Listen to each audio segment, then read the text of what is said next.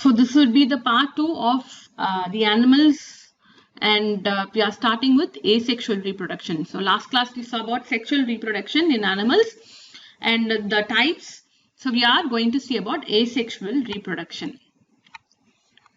So asexual reproduction is where a single parent is involved. We saw sexual reproduction where two parents are involved, whereas in asexual reproduction a single parent is involved and it gets divided into new offsprings.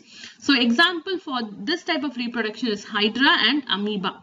So this happens in lower forms of animals. As you can see, Hydra and amoeba are lower forms of animals. So here the offsprings are identical to the parent, and there is no change or unique differentiation is in you can see in asexual reproduction. And there are 4 types of asexual reproduction you can see in animals. One is fission, budding, fragmentation, and spore formation. So these are the 4 types of asexual reproduction. We are going to see everything in detail. So fission happens in invertebrates, that is animals which does not have a backbone. So you can see animals which does not have a backbone are the flatworms, sea anemones, sea cucumbers.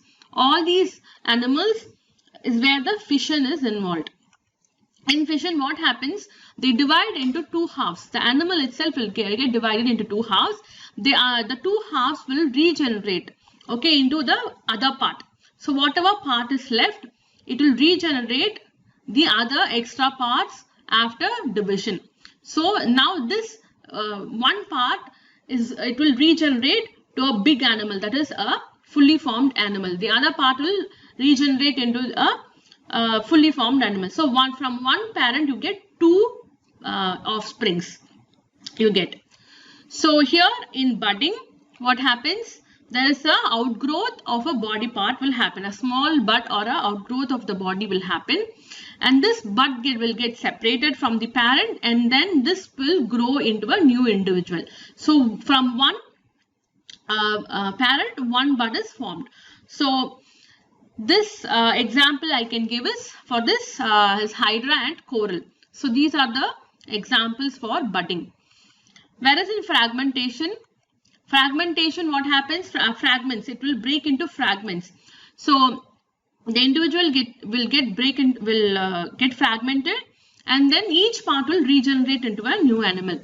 So this happens in starfish and sponges, which is again aquatic in nature.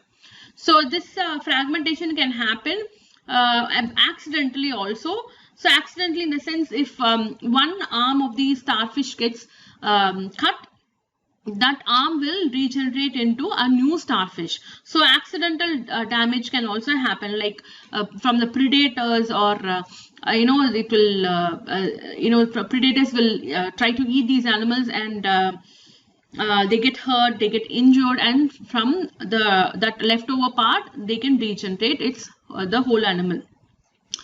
So this is the fragmentation process. So here this is the sea anemone where there is a fission happening. Okay, the fission happens in sea anemone. That is, one animal will get cut into 2 halves and a new animal is formed. In Hydra, you can see bud formation will happen. So this is the bud in the Hydra. So from the Hydra, a small bud is formed, and from the bud a new Hydra will be produced. So that is called budding. In starfish, fragmentation will happen. Starfish, if one part of the starfish gets cut, that part can regenerate its own individual. So this is fragmentation. Now finally, spore formation. So spore formation happens in fungi or bacteria or some protozoans and even plants. Okay, these spores are distributed in the air, and these, whenever the spores get they get into some kind of substratum, that is some kind of soil or anything, it can produce into a new organism. So spores are structures. What are these spores then? So spores are structures naturally grown as part of the organism itself in its life cycle. So for reproduction, for asexual reproduction, these spores are formed from a fully grown plant, bacteria or fungi. So they get separated from the organism, they get dispersed in the air or water, and then the spores will develop into fully grown organism. So spore formation is not given in the textbook, but remember, spore formation will happen in bacteria, plants and fungi. So from the organism itself, small spores are formed. Small spores are like some structures which are essential for asexual reproduction, and when these spores fall on some kind of substratum in the sense some soil or any, for fungi you can see if it falls on the food item, it will develop, start growing in the food item. So its own natural kind of substratum, when it falls, it will develop into the organism. So these are the spore formation. So this is the last type of asexual reproduction that is seen in animals. So we are moving on to the higher species, that is we are going to study about the endangered animals. So endangered animals are animal or plant that is in the risk of extinction. That is like dinosaurs. Dinosaurs are completely extinct from the earth. So you can't see any dinosaurs nowadays. So now these animals called are called extinct. Dinosaurs are extinct, completely wiped out from the earth. Whereas endangered means they are in the verge of extinction. So that is they are about to get extinct. So unless we intervene and we try to save these animals, then they become extinct completely. So they might extinct from the earth very soon if measures are not taken. So in India, 132 species of animals and plants are critically endangered. So 132 species, okay, if you don't save it, it's gone from the earth. So these animals you can see like snow leopard, Bengal tiger, Asiatic lion, purple frog and Indian giant squirrel. So all these animals are endangered in India. So these pictures are given in page 87 in your textbook. You can see those pictures. So these are the animals which are extinct, and in plants you can see umbrella tree, Malabar lily, Rafflesia, Indian mallow and muesli plant. All these plants are endangered in India. So in plants and animals we have these are the few examples which are given, but there are 132 species as you can see. So here in your textbook, these are the pictures given. So you can see which one is which. Snow leopard, Asiatic lion, lion-tailed macaque. We have the Nilgiri tar and Indian mallow, Malabar glory, umbrella tree and Rafflesia flower. So these are the extinct endangered species.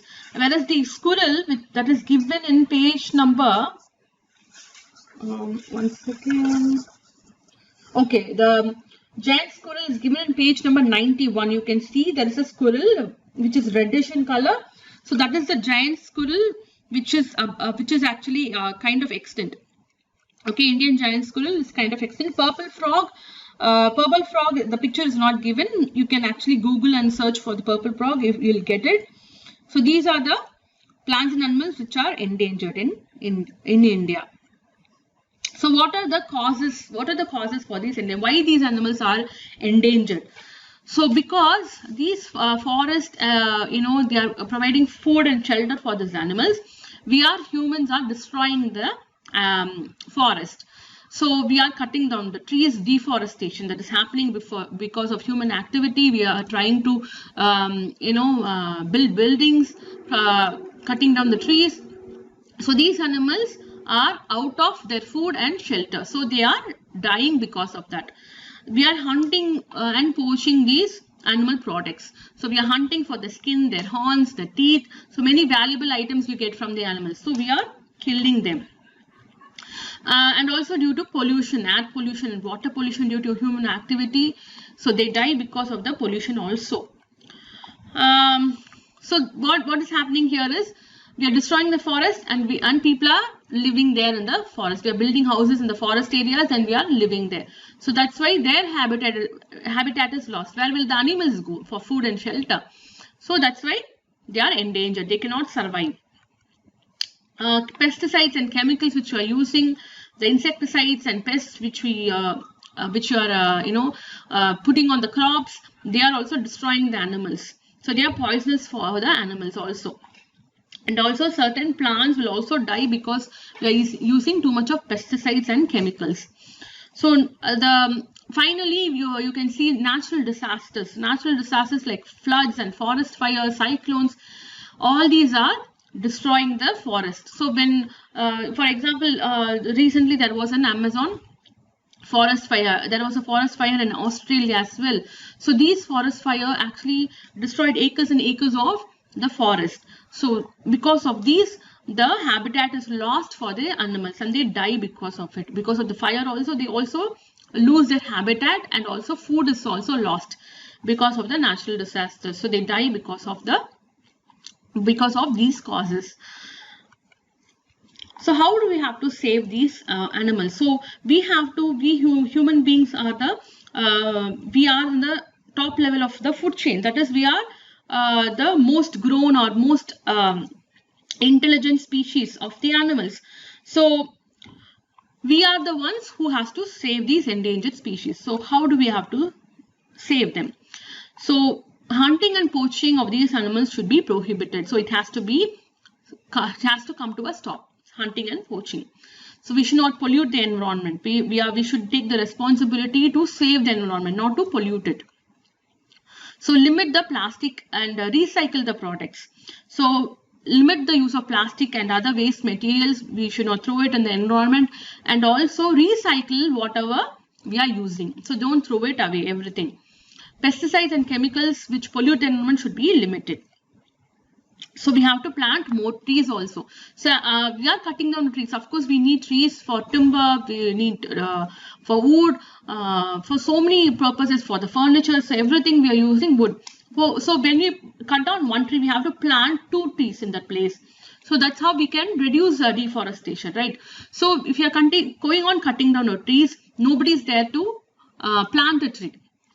So we should make a point. We have to plant more number of trees. So which will provide food for the animals, and also it will grow. We can actually bring back the forest. We revive the forest. So we should use eco-friendly products, so which can be degraded by the microorganisms. So we should use only organic products. We should use only products which can be degraded, like plastic, for example, it cannot be degraded. It can remain in the environment for years and years. It cannot be destroyed. So we have to use something which does not harm the environment. So those are eco-friendly products. So we have to learn now, when we are learning about animals, that is especially endangered animals, we should know something called as the Red Data Book. So this is maintained by the government, and this is maintained internationally. It is a book which is maintained internationally. That is, the whole world follows this book. So this book provides information about the animals, that is especially endangered animals. Okay. So the Red Data Book is maintained for recording rare and endangered animals and plants. Both it will maintain. So it will maintain both the animals and the plants which are rare and endangered. So this book is created to identify and protect the species which are about to extinct. So now when when you go through this data book, you get information about all the animals and plants which are endangered. So once you go through this book, you will have an idea, okay, these animals are endangered and we need to take measures to protect them, or we need to we should not destroy them. We should we should not hunt them. We should not we should provide a proper habitat for the animals. So this data book, once you go through this, you will know what is what. You get all the information about the endangered animals. So this is maintained, I told you, this is maintained internationally, and this is maintained by IUCN. So IUCN is the abbreviation for International Union for Conservation of Nature. International Union for Conservation of Nature. They conserve the nature. This organization is responsible for conserving the nature. So I told you it's an internal organization and it will conserve the nature. So the Red Data Book contains color-coded information. So this is the color-coded information in the Red Data Book. Here you can see the black will show information about the extinct species, so already extinct species. The red will show the endangered species. So that's where the book will concentrate. That's why it's called red data. So red color will show you the endangered species. White will show you rare species. Green will show you formerly endangered species which started to recover. So green will show endangered species which was endangered but it's not endangered now. So that is the green color. Okay, especially we are concentrating on the red color. Already extinct, we can't save, we can't do anything. But the red, we are concentrating on the red color. That is why it's called as red data book, which shows the endangered species. So what is the advantage of this red data book? So it helps to evaluate the population of a particular species. It will give information about the global level of the animals which are endangered. So it's not only concentrated in India, but internationally it will give you information about the animals. So basically, if you just go through the red data book, it will go. You can actually choose a wide variety of animals and plants. The risk of the species becoming globally extinct can be estimated with the help of the book. It provides necessary guidelines for implementing protective measures. So it not only gives you information but also gives what are the guidelines should be followed. It actually again provides what are the guidelines should be followed by the human beings to protect these animals. So that's why the red data book is very essential for everybody. So we are moving on to conservation of animals. So how do we have to conserve these animals? We know these animals are endangered. So how do we have to conserve these animals?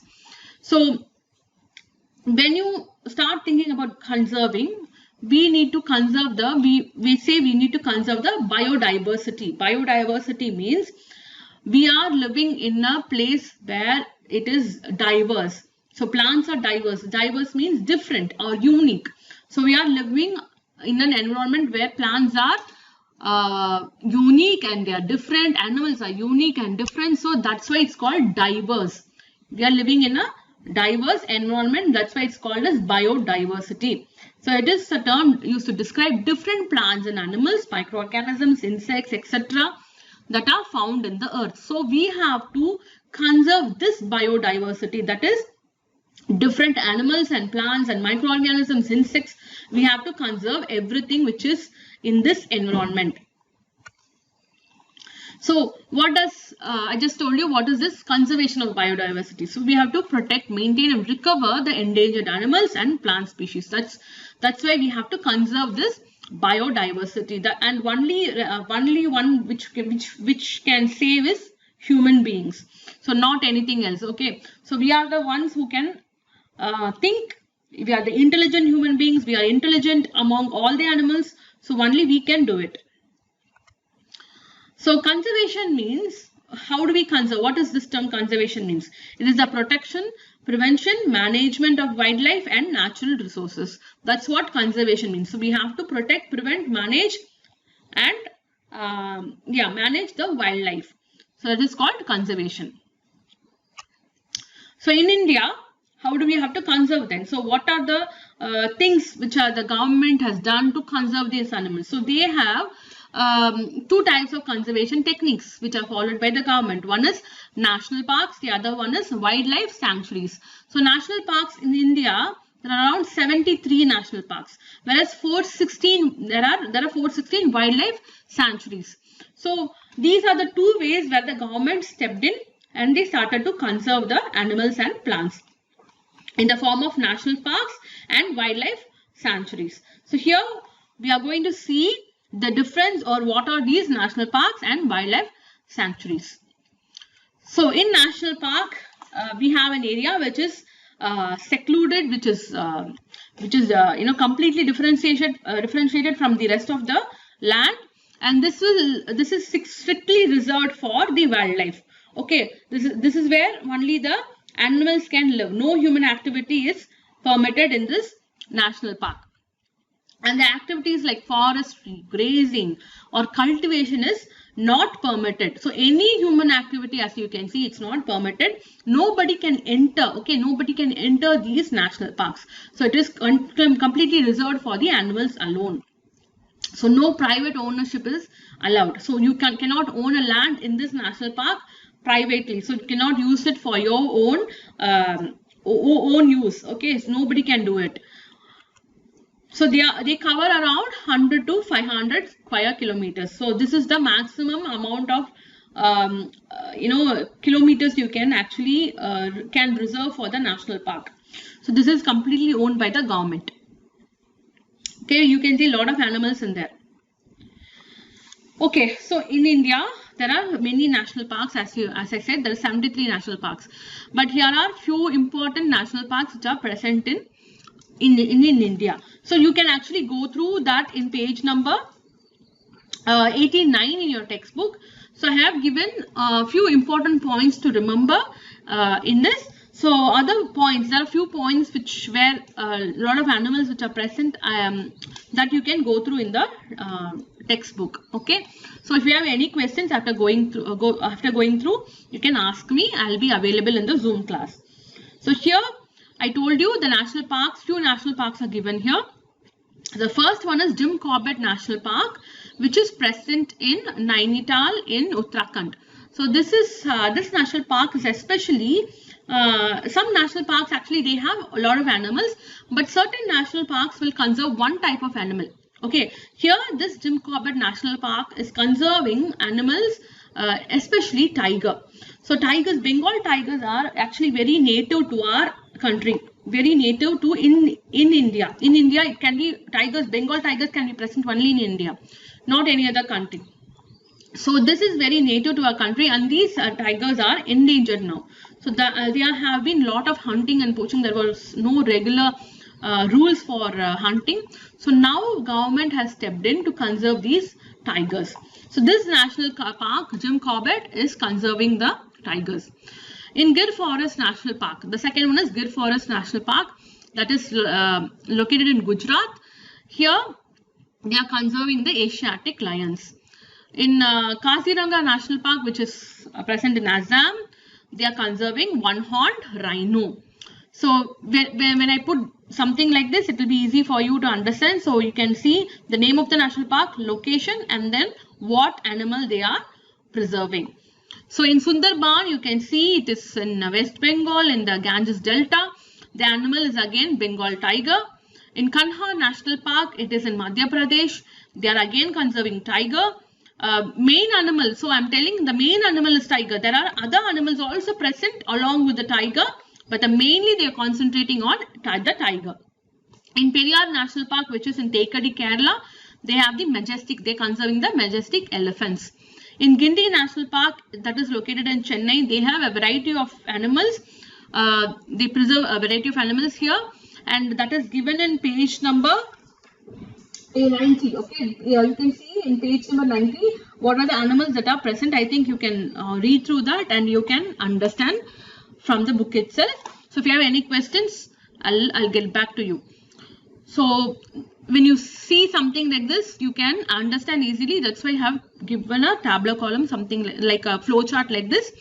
So you can remember the national park, the location, and what are the animals they are preserving. So moving on to wildlife sanctuaries. So wildlife sanctuaries are again a protected area like the national parks. It is again a protected area which comes under the government. But the difference is human activity is actually encouraged. Okay, human activity, that is like tourism, and you own a land in the wildlife sanctuary. But there are so many rules if you have to own something. Harvesting is allowed. So forest products you can get from the sanctuary. So all these human activities are allowed in the wildlife sanctuary, whereas it is not allowed in national park. So tourist visit is allowed. So here you can see the tourists is allowed to go near the tigers. So without harming them, you can see these tigers. So that's what is called as a wildlife sanctuary. So there are a few wildlife sanctuaries in India. So I have listed it here. So here you can see in Kalakad, you can see Kalakad Wildlife Sanctuary, the tiger is preserved and the location is Tuticorin. And Mudumalai Wildlife Sanctuary, the animal is Bengal tiger, giant elephant and leopard is preserved. Location is Ooty. Mundrathai Mundatharai Wildlife Sanctuary. The animal is tiger, and the location is Tirunelveli district, and Annamalai or Indira Gandhi Wildlife Sanctuary. So it has two names. You can call either one of that, Annamalai or Indira Gandhi. So that is in Coimbatore, and the animal is preserved as Dole, wild dog, giant squirrel. Vedandangal is in Chennai, which is in Kanchipuram, which is it is at Kanchipuram, and it actually preserves the birds. Okay, this is only for the birds in Vedandangal. So you have the spoonbills, open-bill storks, pelicans. So all these birds, they come by season. So Vedandangal, if you go there, you find a lot of birds, and they come only during seasons. A lot of birds they come for the season. They migrate for that particular season. So that's why it's very famous. So these are the wildlife sanctuary where human activity or the tourism is allowed.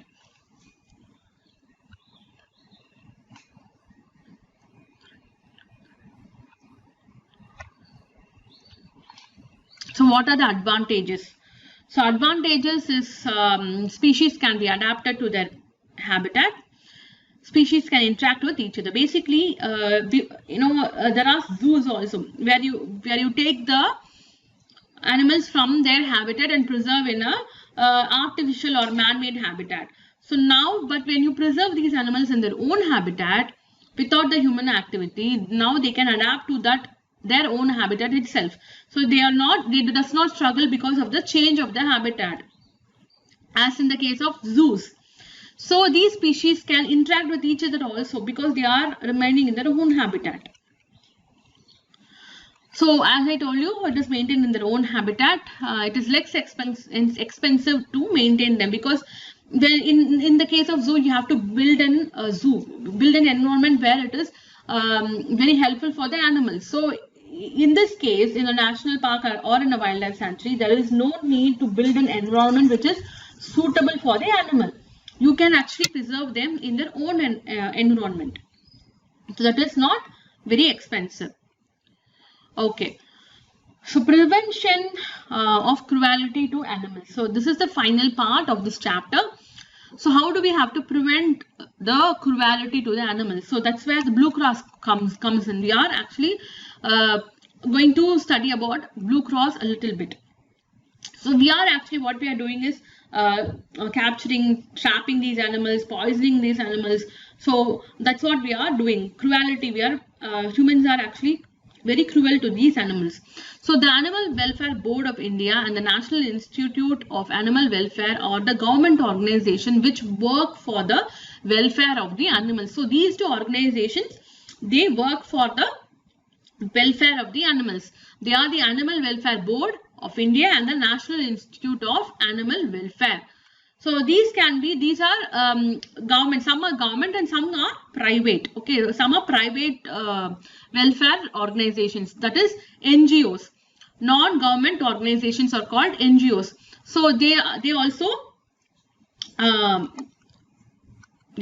So there are also NGOs and also governmentally involved. Government will get involved. They provide the funding for those government organizations. But there are certain private organizations, that is like the Blue Cross. So the good example for NGO is the Blue Cross. They actually does not come under any government, and they basically they are private. They actually get funding from some kind of sources, from public funding or some kind of some people, they fund them. So they are called NGOs. So example is, I told you, is the Blue Cross. So Blue Cross is the animal welfare charity which is based in United Kingdom. So basically it is based in the United Kingdom, and it was established in 1897. The vision is, they started a vision like every pet should have a home. So that was their vision. So every pet should enjoy a home, and the charity provides support for the pet owners. So they actually, I told you, they get fundings from people, that is from charities. That is called charity. So you give fund out of your own interest. You give fund for these NGOs like Blue Cross. So from the charity what they operate, and they also help the pet owners. They cannot go to the pet owners, some pet owners cannot afford treatment for their animals, so they help them out freely. There is no charge for these owners who cannot afford to treat their pets. So they have all the when you talk about Blue Cross, they have all the facilities. Basically, they have ambulance service, they have veterinary, they have doctors, they have everything over there. They have shelters for these animals. So everything is given in the Blue Cross. So in India, as you can take, it was established in 1959. So in India, the Blue Cross came into India in the year 1959, and the main office in Chennai, that is in Guindy. In Chennai, in Guindy, that's where the main office is resided. And here you can see all the facilities like ambulance, animal birth controls, hospitals, everything is there in the Blue Cross. So they provide shelters, they provide adoption, maintaining hospitals, mobile dispensaries, and ambulance service. Everything is there in the Blue Cross, and these activities are done by the Blue Cross in India. Okay, these are the points given about the Blue Cross in India. So basically, they help the animals. So they intervene and they help the animals, which does not get much help. They help the animals here. Okay, so by this we are coming to a conclusion of this chapter. So please go through the lesson. So there are few more points which I'll discuss in the Zoom class. If you have any questions also, please do ask. I'll clear your questions in the Zoom. Okay. So thank you students. Thank you for listening. Have a nice day. I'll see you soon again. Thank you.